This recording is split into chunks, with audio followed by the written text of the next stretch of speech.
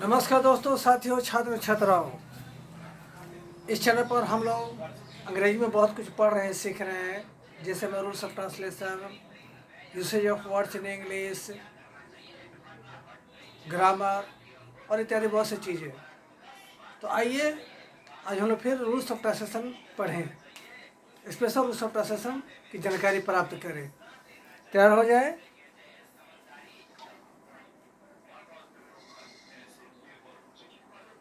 The rule of translation.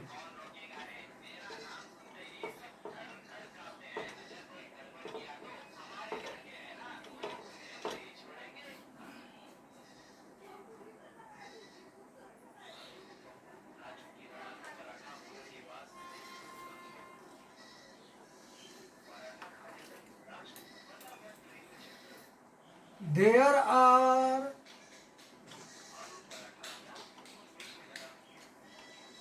such some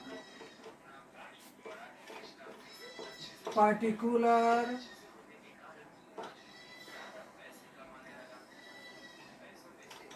sentences of Hindi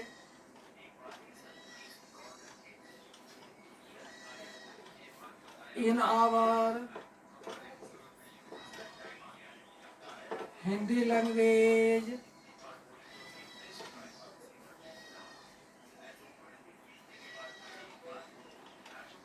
which are regarded as negative.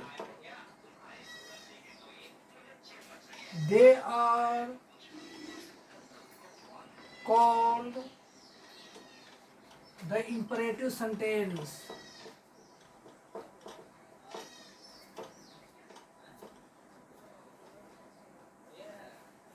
They refer to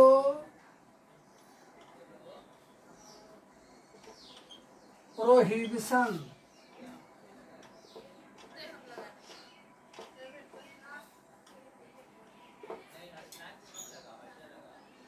Such sentences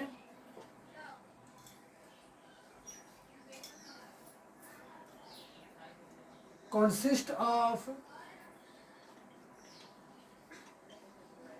the negative term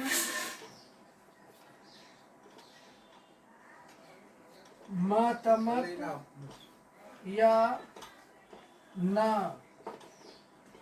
या नहीं. We can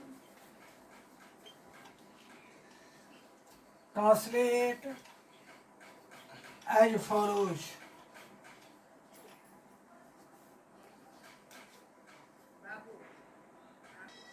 चलिए, name लिखने के बाद अब हम लोग स्ट्रक्चर्स और एग्जाम्पल के लेंगे.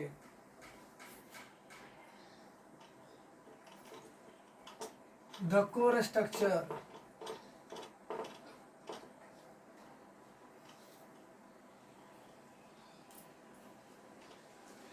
V4 plus is plus prohibited.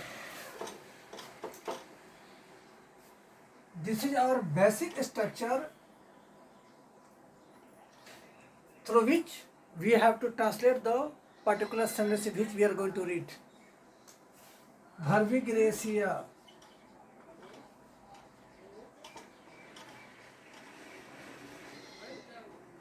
पहला, चोरी मत करो.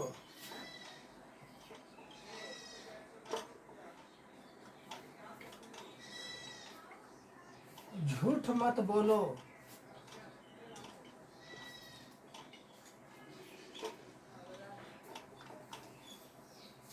समय नष्ट मत करो.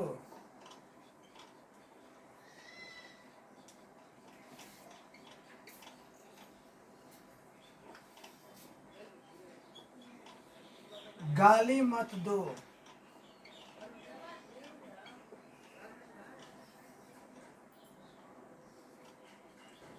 बात मत करो.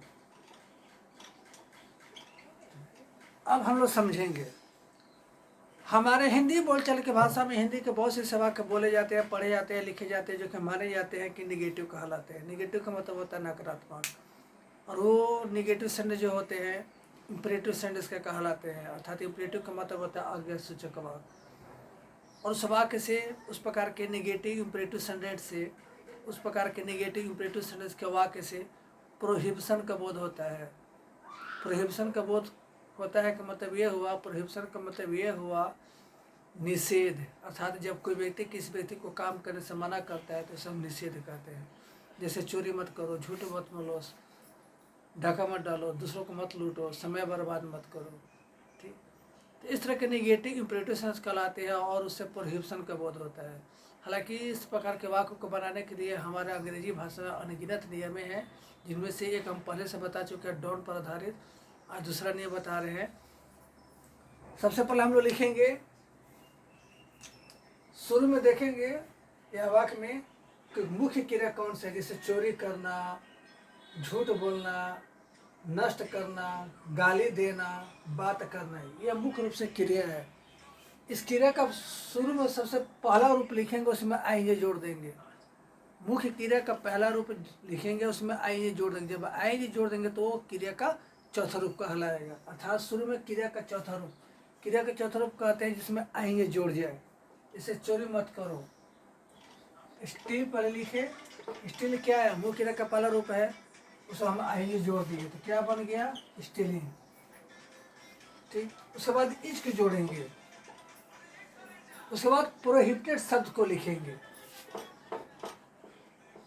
प्रोहिबिटेड बन गया। उसी तरह से झूठ मत बोलो, telling a lie is prohibited. समय नष्ट मत करो, समय नष्ट मत करो, वेस्टिंग टाइम इज प्रोहिबिटेड।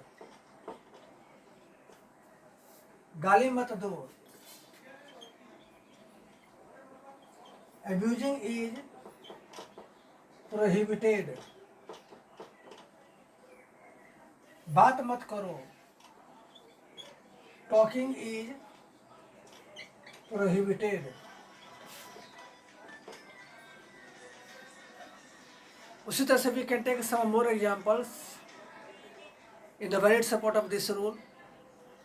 वहाँ मत जाओ, going there is prohibited, यहाँ मत आओ, coming here is prohibited, यहाँ मत बैठो, sitting here is prohibited, वहाँ मत बैठो, sitting there is prohibited।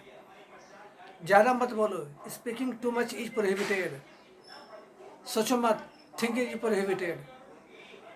तो the more we create sentences of Hindi, we can translate, and with the help of that translated sentences, we can use our communicative speaking language.